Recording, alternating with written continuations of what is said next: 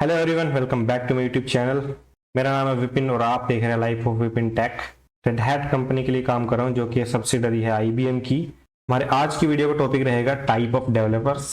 कि अभी हमने बहुत सारी चीज़ें सुनी है मार्केट में कि भाई कोई बोलता है मैं फुल स्टैक डेवलपर हूँ, कोई बोलता है मैं बैक एंड डेवलपर हूँ, कोई बोलता है मैं यूआई डेवलपर हूँ, कोई बोलता है मैं ऑटोमेशन डेवलपर हूँ, कोई बोलता है मैं डेटा साइंस इंजीनियर हूँ, कोई बोलता है मैं एआईएमएल डेवलपर हूँ।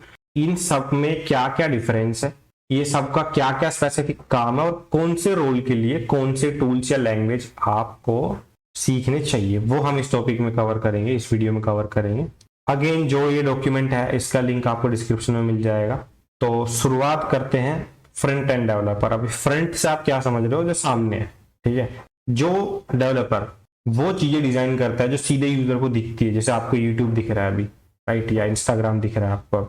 तो ये जो यूआई की यहाँ बटन होना चाहिए सब्सक्राइब का, यहाँ फॉलो का बटन होना चाहिए, ये सब जो डिजाइनिंग का काम है वो करता है फ्रंट एंड डेवलपर। तो मेन फोकस जो हो गया इसका हो गया यूजर इंटरफेस डिजाइन करना, कि भाई यूजर को जो इंटरफेस दिखेगा वो कैसा रहेगा, ठीक है। रेस्पॉन्सिबिलिटीज क्या हो गई भाई, अपना हर वो चीज जिसके साथ यूजर इंटरेक्ट करेगा, कोई भी बटन वो दबाएगा, कोई भी लिंक वो क्लिक करेगा, वो सब काम करना चाहिए, वो रेस्पॉन्सिबिलिटी होती है फ्रंट एंड डेवलपर की।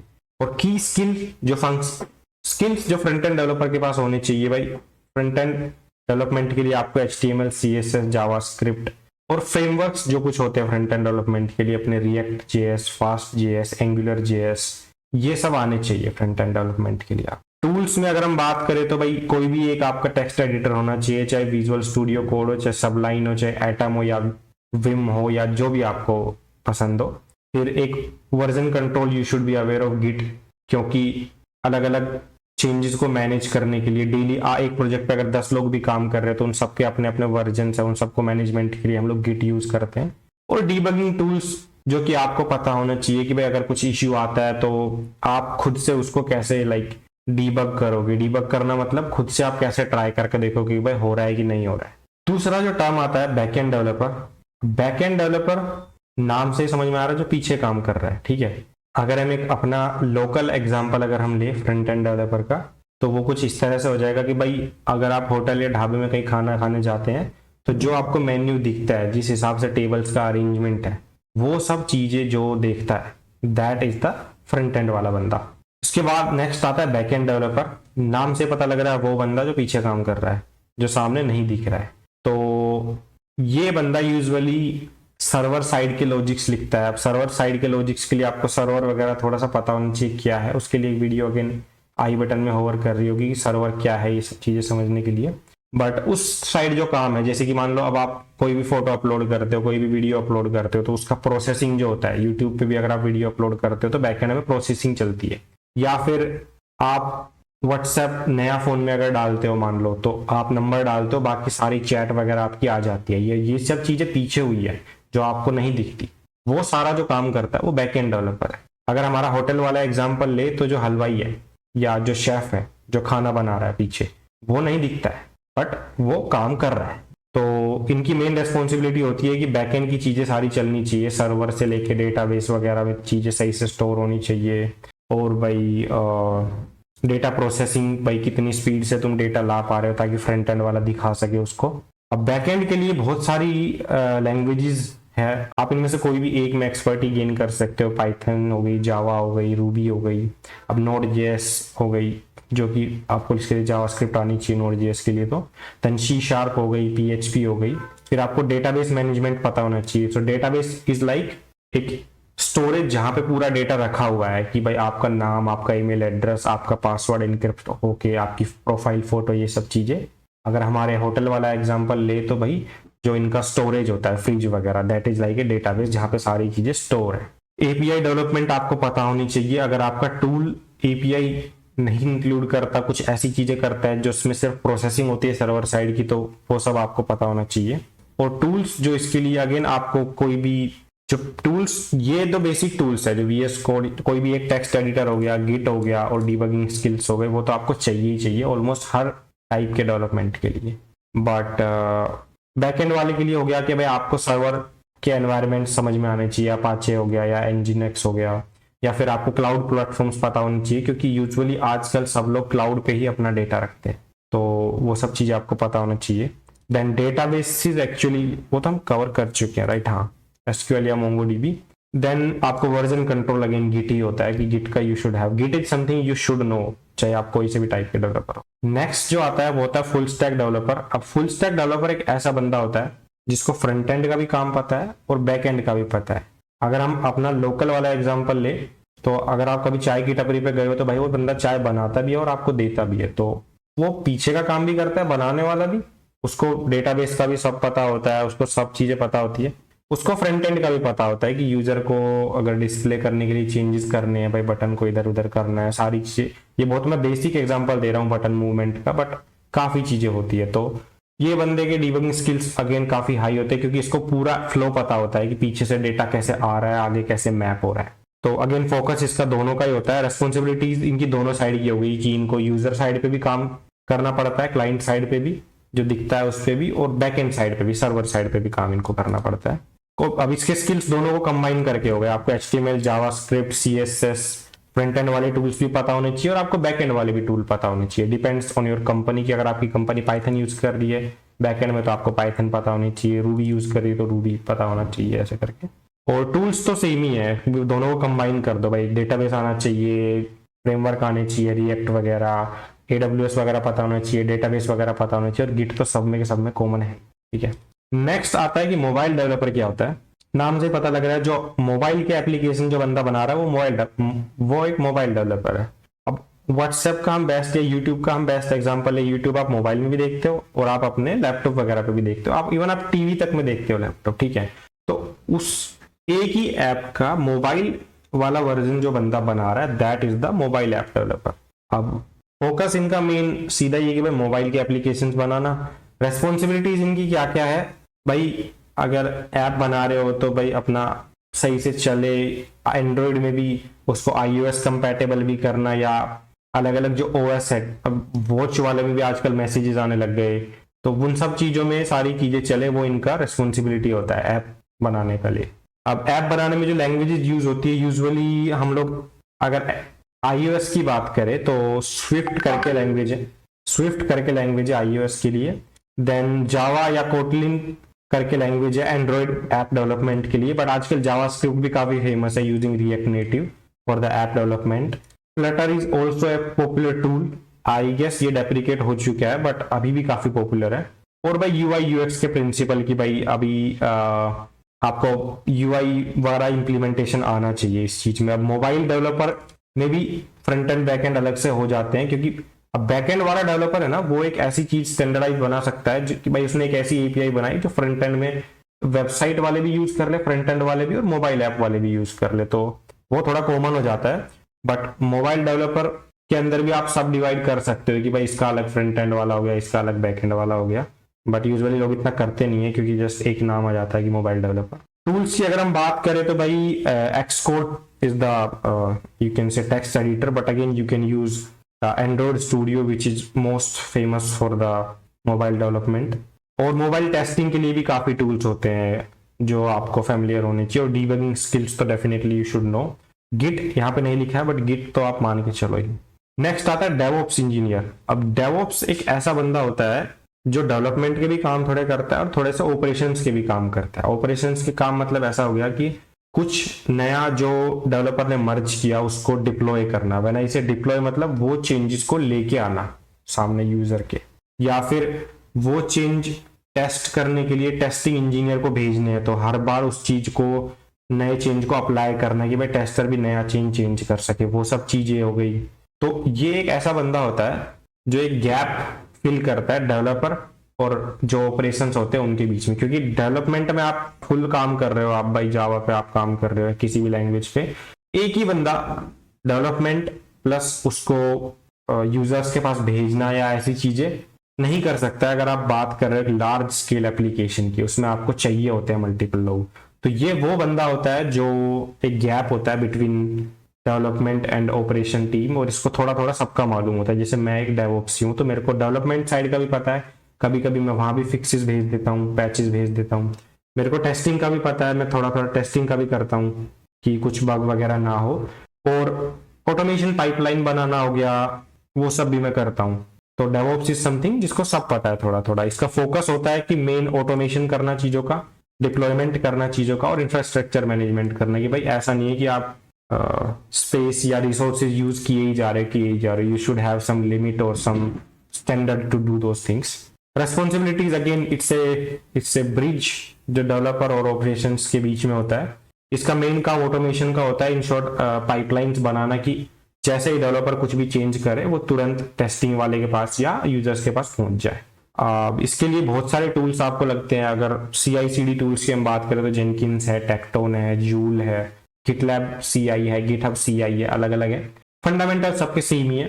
फिर आपको क्लाउड प्लेटफॉर्म्स पता होने चाहिए, क्योंकि ये सब चीजें भी आप लोकल पे नहीं करते, क्लाउड पे ही होती है आजकल सब चीजें। तो अगर आपकी कंपनी एज़्योर यूज कर रही है तो आपको एज़्योर पता होना चाहिए, AWS यूज कर रही है तो AWS, गूगल क्लाउड यूज कर रही है तो आपको गूगल क्लाउड के बारे में पता होना चाहिए। फिर कंटेनर अगर यूज कर रही है तो you should know about the container technologies जैसे Docker, Podman, these are the platform, these are the tools जो कंटेनर्स वगैरह स्पॉन करते हैं।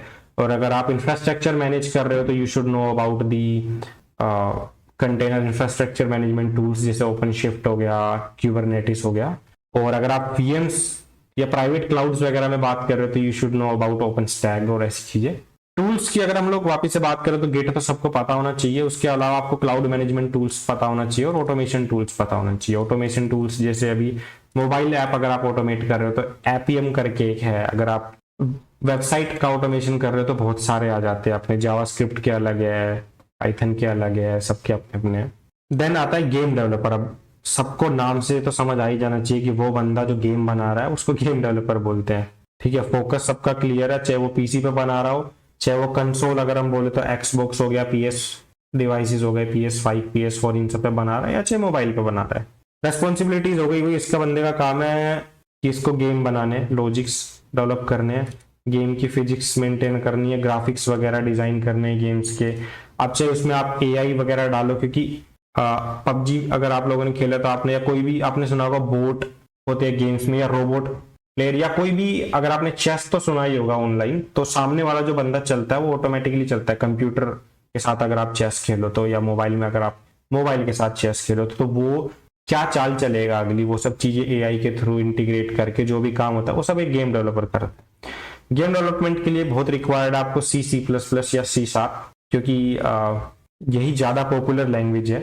उसके बाद आपको इंजन्स के बारे में नॉलेज होनी चाहिए जिसके ऊपर आप अपना ग्राफिक्स वगैरह रेंडर करते हो, चाहे वो यूनिटी हो गया, चाहे अनरियल हो गया ये। और आपको गेम, आप हर एक के अपने अपने प्रिंसिपल्स है, डेवलपमेंट के अपने लोग प्रिंसिपल है, गेम वाले के अलग है, फ्रंट एंड के अलग है, वो सब तो कॉमन ही है। देन टूल्स में सेम हो गया अपना, गेमिंग इंजन पता होनी चाहिए, यूनिटी, अनरियल वगैरह। आईडीज मतलब वही विजुअल स्टूडियो कोड, सबलाइन या जो भी, इसमें तो आप कुछ भी यूज कर ही सकते हो। और भाई कुछ आपको एनिमेशन टूल्स वगैरह के लिए पता होना चाहिए, जैसे ब्लेंडर वगैरह हो गया या ऐसा कुछ। Next is software engineer. अब ये बहुत कॉमन टाइटल है जो आपको सबको सुनने में मिलता है। ये वो बंदा है जो ऐप ही बनाता है, बस ये बंदा ऐप मोबाइल के लिए नहीं बनाता, लैपटॉप्स के लिए बनाता है। ये बंदा सिर्फ ऐप नहीं बनाता है। अभी एग्जांपल के लिए एक बैकएंड डेवलपर हो गया जो API नहीं बना रहा है, सिर्फ सर्वर साइड के कुछ लॉजिक्स लिख रहा है। Those are also called software engineers.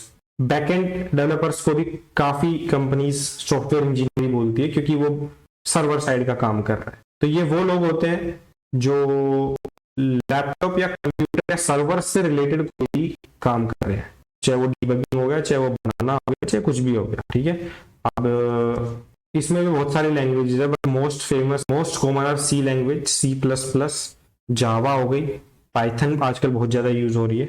और भाई डेटा स्ट्रक्चर वगैरह की आपको नॉलेज होनी चाहिए कि भाई अगर कॉम्प्लेक्स लॉजिक्स लिखने हैं तो कैसे आप उसको फास्ट लिख सकते हो। फास्ट लिख सकते हो मतलब ऐसा नहीं जल्दी जल्दी टाइप कर दिया है, वो कितनी जल्दी प्रोसेस कर सकता है, वो वाला फास्ट। इसके लिए भी आपको आईडीज वगैरह पता होने चाहिए, सेम विजुअल स्टूडियो कोड, कोई भी आपका एक फेमस फेवरेट हो यार जिसकी आदत आपको हो रखी है। उसके बाद debugging tools you should no, Python से अगर आप हो तो आपको PDB पता होना चाहिए, और हर एक लैंग्वेज के अपने अपने हैं। फिर टेस्टिंग फ्रेमवर्क्स, भाई अगर आप बना रहे हो तो खुद भी टेस्ट करके देखोगे चल रहा है कि नहीं चल रहा है, but it's not that much required. और गिट तो है ही, वो तो आप लेके चलो। ठीक है, उसके बाद आता है सिक्योरिटी डेवलपर। अभी यूजुअली क्या हो गया ना, व्हाट्सएप है, ठीक है, एक लाइन का कोड नहीं है, उसका हजारों फाइलों में लिख रखा है कोड। ठीक है, अब उसको एक बंदा मैनेज नहीं कर सकता। अब एक यूआई वाला बंदा है वो सिर्फ अपने में लगा हुआ, भाई मेरे को तो यूजर को अच्छे से दिखाना है, मेरे को ये बटन चमक, स्टेटस वाला ग्रीन बराबर चमकना चाहिए, ये सब होना चाहिए, ठीक है।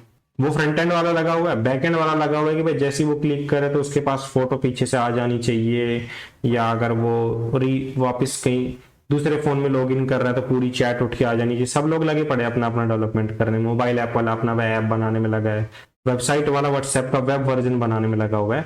अब इन सब के बीच में एक सिक्योरिटी वाला बंदा भी होता है, जो सिक्योरिटी वाले की ना कोई रिस्ट्रिक्शंस नहीं है, वो मोबाइल ऐप में भी सिक्योरिटी चेक कर सकता है, वो वेबसाइट में भी, वो सॉफ्टवेयर में भी, वो सर्वर साइड वाले की भी। ये वो बंदा होता है जिसका काम ये होता है कि कोई भी सिक्योरिटी रिलेटेड कोई बग ना हो, सिक्योरिटी रिलेटेड बग ना हो। इन शॉर्ट ये बंदा इंश्योर करता है कि आपकी एप्लीकेशन सिक्योर है। अगर आपने हाइड कर दिया अपना स्टेटस किसी एक बंदे से तो उसको नहीं दिखेगा। अगर आपने अपना नंबर प्राइवेट कर रखा है तो वो नंबर किसी दूसरे को नहीं दिखेगा। ये सब सिक्योरिटी रिलेटेड चीज है, ये वो सब चीजें मेंटेन करता है। अब ये बहुत बेसिक एग्जांपल मैंने लिए, बड़ी बड़ी कंपनीज पे बड़े बड़े लेवल के सिक्योरिटी ब्रीचेस होते हैं, उन सबको टेस्ट करना या उन सबको इन शॉर्ट वैलिडेट करना इस बंदे का काम होता है। अभी फोकस हमको समझ में आ गया, security developer who focus on protecting the software from vulnerabilities और डेटा ब्रीच वगैरह से। की स्किल्स इनके हो गए, encryption algorithms they should know कि कौन सी यूज हो रही है, कौन सी में इश्यू है या ऐसा कुछ। Then they should know about the different type of security testing like penetration testing, threat modelling, ये सब चीजें इनको पता होनी चाहिए ताकि ये लोग एप्लीकेशन पे ये चीजें अप्लाई कर पाए और देख सके कि एप्लीकेशन इन सब चीजों पे बराबर काम कर रही है कि नहीं कर रही है, कि पेनिट्रेशन टेस्टिंग में फेल तो नहीं हो गई, पता लगे कोई भी पेनिट्रेट कर ले इजीली चीजों को। अब इनके लिए अपने अपने टूल्स है, सिक्योरिटी एनालिसिस के अपने टूल्स है, फायरवॉल मैनेजमेंट इनको पता होनी चाहिए कि भाई इंटरनेट पे अगर मशीन है तो उसके ऊपर कितनी फायरवॉल्स दे कैन अप्लाई। फिर टीसीपी प्रोटोकॉल्स वगैरह है, एसएसएल है, टीएलएस सर्टिफिकेट्स है, दे should know about these things. अब इसमें गिट एक्चुअली मैंडेटरी नहीं होता है क्योंकि डिपेंड्स ऑन योर वर्क। अगर आप कोडिंग कर रहे हो, कोई टूल बना रहे हो जो आपके लिए ये सब चीजें कर पाए, जैसे रस्ट लैंग्वेज काफी यूज होती है सिक्योरिटी डेवलपमेंट में, तो then you required it. But in general अगर आप कर रहे हो तो आपको रिक्वायरमेंट नहीं है, बट स्टिल सीख ही लो जब इतने सब चीजों में लग रहा है तो। फिर एक बंदा होता है डेटाबेस डेवलपर। अभी ये बंदे का सिर्फ काम होता है कि इसको डेटाबेस मैनेज करना है। What I mean by that is कि अभी हम अगर एग्जांपल लेके चले गूगल का, ठीक है, गूगल के पास पता नहीं कितने ही करोड़ों जीमेल एड्रेस है। अब वो एक क्लिक करते ही आपका ईमेल एड्रेस फैच कर लाता है, आपको लॉगिन करा देता है इतने करोड़ों डेटाबेस, करोड़ों यूजर्स में से भी। तो डेटाबेस को मैनेज जो करता है वो ये बंदा करता है कि क्या वो क्वेरी लिखे, क्या वो ऐसा लिखे कि फास्ट टेस्ट वे में उसको रिजल्ट मिले, और क्या वो लिखे कि भाई डेटाबेस जो है वो भी लाइक क्रैश ना हो। क्योंकि फेसबुक के साथ ये बहुत बार होता है कि कोई फेमस सेलिब्रिटी कोई पोस्ट डालती है, एकदम से लोग लाइक करने लग जाते हैं तो वो क्रैश हो जाता है, या रियल टाइम अपडेट आपको नहीं दे पाता, ये सब चीजें। तो इन सब चीजों का जो मैनेजमेंट है वो ये बंदा करता है कि किस तरह से डेटाबेस को ऑप्टिमाइज किया जा सके to perform things as fast as it can, कि जल्दी से जल्दी चीजें कैसे करते हैं, ठीक है। अब इसके लिए तो भाई इसको पूरा डेटाबेस का नॉलेज होना चाहिए, और डेटाबेस मैनेजमेंट के ऑफकोर्स टूल्स भी इसको पता होना चाहिए, और गिट तो भाई है ही देखो, ठीक है। और इसके बाद इसको डेटाबेस स्कीम्स पता होनी चाहिए कि कौन सा डेटाबेस किस टाइप से डेटा स्टोर कर रहा है, डेटाबेस टेबल्स पे क्वेरी वगैरह चलाना, वो सब चीजें पता होनी चाहिए इस बंदे को। फिर आ गया क्लाउड डेवलपर। अब क्लाउड डेवलपर नाम से समझ में आ रहा है कि क्लाउड से रिलेटेड किन्हीं भी चीजों पे जो काम करता है। अगर आपको नहीं पता कि क्लाउड क्या है, मैं समझा देता हूँ। क्लाउड एक ऐसा मशीन है, आपका लैपटॉप मान लो या कोई भी एक ऐसा मशीन जो कहीं रखा है, आपको बस उसका लोकेशन नहीं पता है, आपको बस उसका आईपी एड्रेस पता है कि भाई आप उस पर बस काम कर सकते हैं एक्सेस लेके। जैसे अगर हम स्क्रीन शेयरिंग टाइप कुछ ले लो, मान लो मैं और आप कनेक्टेड है और मैंने स्क्रीन शेयर कर रखी है और आप जो काम बोल रहे हो मैं कर रहा हूँ। अब आपको नहीं पता है मैं कहाँ बैठा हूँ, बट फिर भी काम हो रहा है, तो this is like cloud computing, या ऐसा कुछ मोटा मोटा समझ लो, क्योंकि एग्जैक्टली तो बहुत ब्रॉड टर्म है ये भी। बट ये बंदा जो क्लाउड डेवलपर कहलाता है, ये ऐसा बंदा होता है जो किसी भी टाइप के क्लाउड्स को मैनेज कर पाएगा। इसको चाहिए तो एज्योर का क्लाउड मैनेजमेंट के लिए दे दो, इसको चाहिए AWS का दे दो, चाहिए गूगल का दे दो, चाहिए अलीबाबा का दे दो। इस बंदे को पता होगा कि किस क्लाउड पे एप्लीकेशंस कैसे बनानी है, कैसे चलानी है और क्या क्या रिक्वायरमेंट्स है। तो अगेन क्लाउड कंप्यूटिंग सर्विसेज का फोकस रहेगा। और भाई रेस्पॉन्सिबिलिटी जिसकी रहेगी कि किस तरह से ये डिफरेंट क्लाउड्स पे काम कर सके।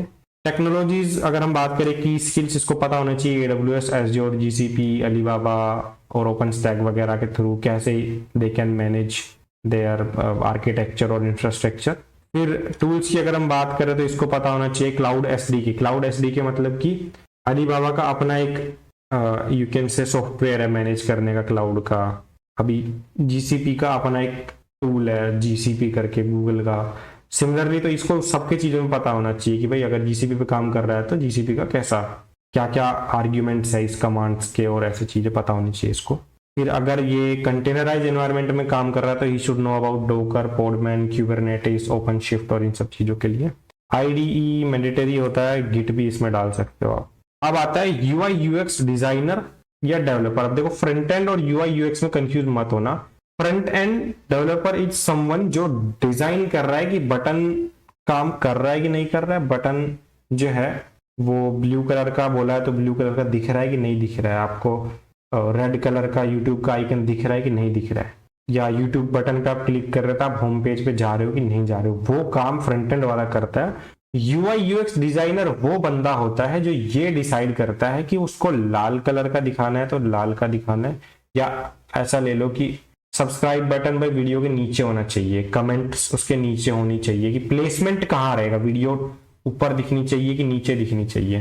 तो इन शॉर्ट डिजाइन ये बंदा करेगा, और जो उस डिजाइन को इंप्लीमेंट करेगा वो रहेगा अपना फ्रंट एंड डेवलपर। इसको अगर हम लोकल एग्जांपल से समझे, आप एक घर बना रहे हो, ठीक है, UI UX designer in short वो बंदा है जो आपके घर का नक्शा बना रहा है, और फ्रंट एंड वाला बंदा वो बंदा है जो उस नक्शे के ऊपर आपका मकान एक्चुअल में ईंटें जो लगा रहा है, आपकी जो नींव रख रहा है मकान की, दीवारें, जो मिस्त्री जो होता है इन शॉर्ट। तो डिफरेंस थोड़ा सा होता है, लोग बहुत कंफ्यूज रहते हैं इनके अंदर, बट इनका मेजर डिफरेंस यही है कि डिजाइनर वो बंदा है जो डिजाइन करता है, और फ्रंट एंड वाला बंदा वो बंदा होता है जो उस डिजाइन को इंप्लीमेंट करता है। इसका अगेन फोकस हो गया, रिस्पॉन्सिबिलिटीज हो गया भाई, इसका वही यूजर रिसर्च, इसको कलर कोडिंग, कलर मैपिंग, और इनके भी प्लेटफॉर्म होते हैं अब की भाई, ऐसा नहीं है ना कि ये बस हर बार बोलता रहेगा भाई लाल कर दो कलर को।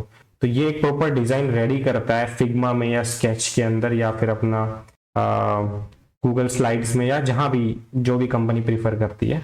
और थोड़ा बहुत इसको अगर इसको डेवलप करनी है चीजें, जो डिजाइन इसने दिया है इसको डेवलप वो करना है, तो इसको पता होना चाहिए HTML CSS जावास्क्रिप्ट वगैरह।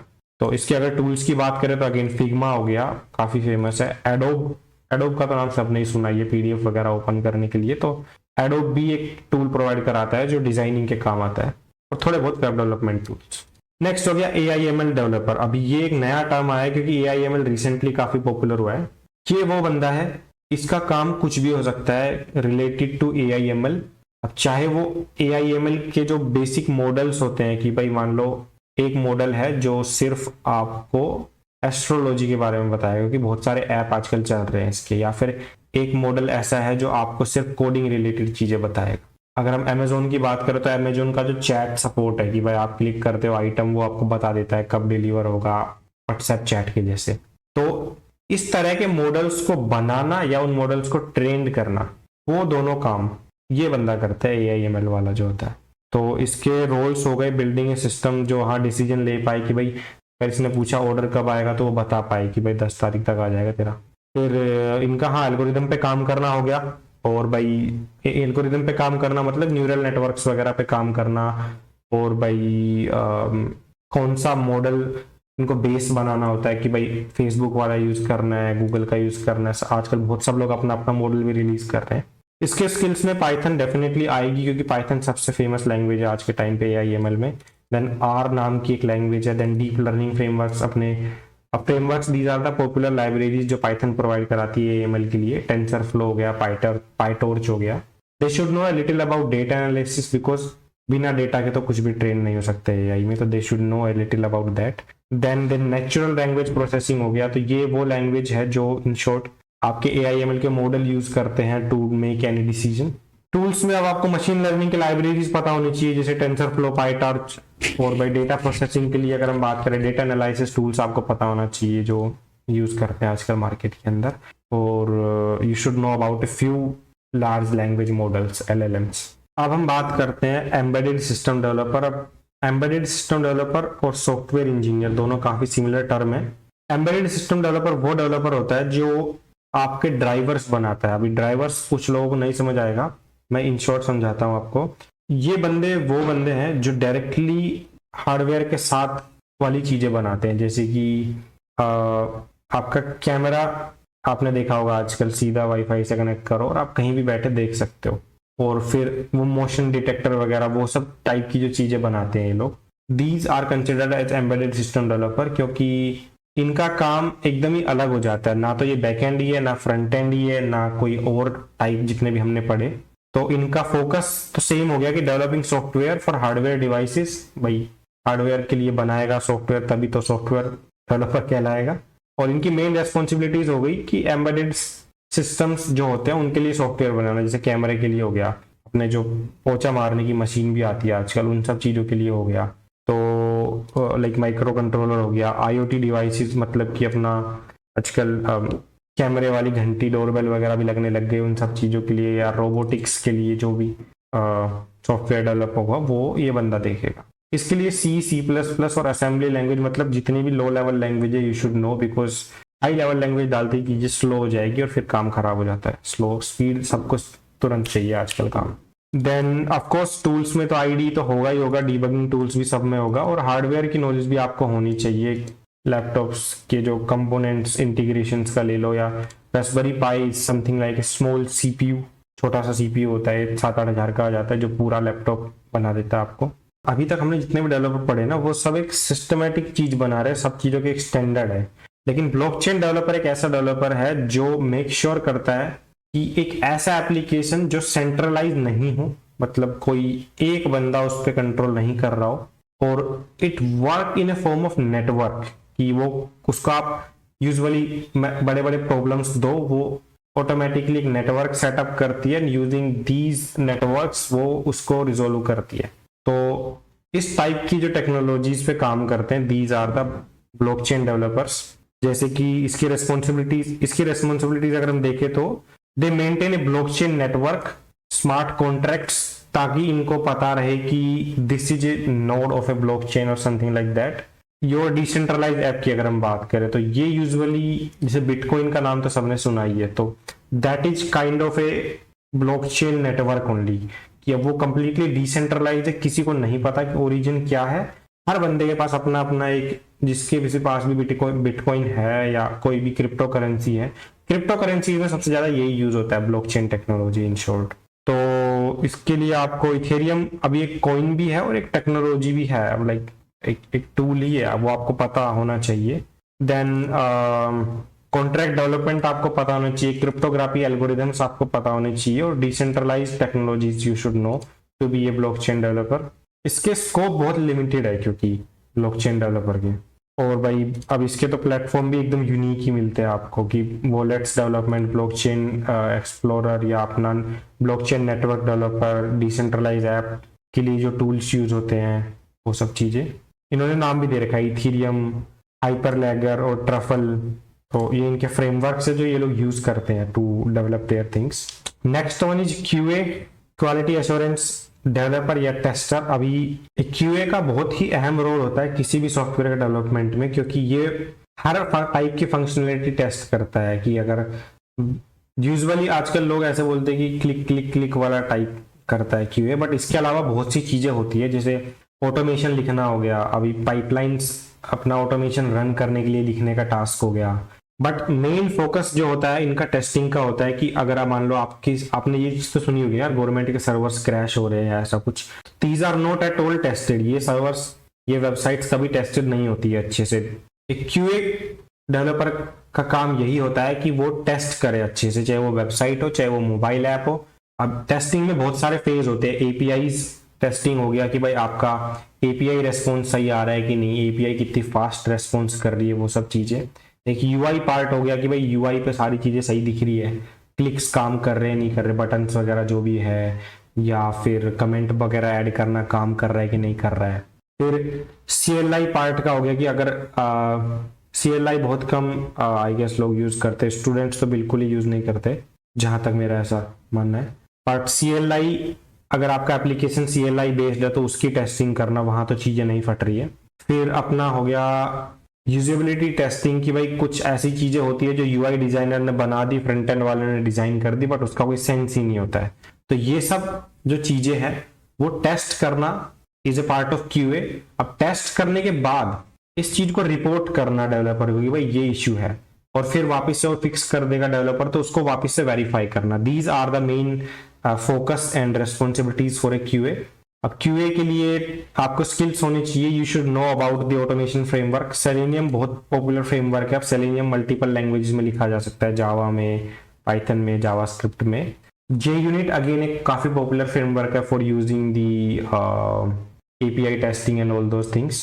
Then manual testing you should know कि भाई किस टाइप से आपको, अभी बग फाइलिंग के भी सबके अपने अपने, कोई जीरा यूज करता है, कोई कंपनी खुद का डेवलप कर लेती है, बहुत के अलग अलग है। तो you should know about those technologies. You should know about debugging as well कि भाई अगर इश्यू आया है, सच में इश्यू ही है या कोई फीचर है, या फिर अगर आप कोई इश्यू आ रहा है तो आप वापस से कैसे सेम इश्यू ला सकते हो, रिप्रोड्यूस करना उस इश्यू को। तो ये सब स्किल्स होने चाहिए एक क्यूए के पास। और अगर आपका क्लाइंट सेम ही है, इन शॉर्ट अगर एक ही वेबसाइट आप बार बार टेस्ट कर रहे हो, तो हर चीज आप मैनुअली नहीं करते, उस चीज के लिए आपको ऑटोमेशन भी आना चाहिए। तो for that you should no भाई ऑटोमेशन को अपने आप रन कैसे करना है। उस चीज के लिए आपको CI फ्रेमवर्क्स भी आने चाहिए, जैसे जेनकिंस हो गया, टेक्टोन हो गया, और ये सब चीजें। तो अगर आप ऑटोमेशन टेस्टर टाइप हो तो आपको गिट वगैरह भी आना चाहिए, और कोई टेक्स्ट एडिटर तो you should be familiar with the basic commands. अगर आप सिर्फ मैनुअल टेस्टर है तो you can avoid learning git या कोई भी टेक्स्ट एडिटर। तो these all are the different type of developers. And इस वीडियो के स्कोप के लिए इतना ही रखते हैं, बाकी का अगली वीडियो में हम कंटिन्यू करते हैं। तो for that stay tune and thanks for watching.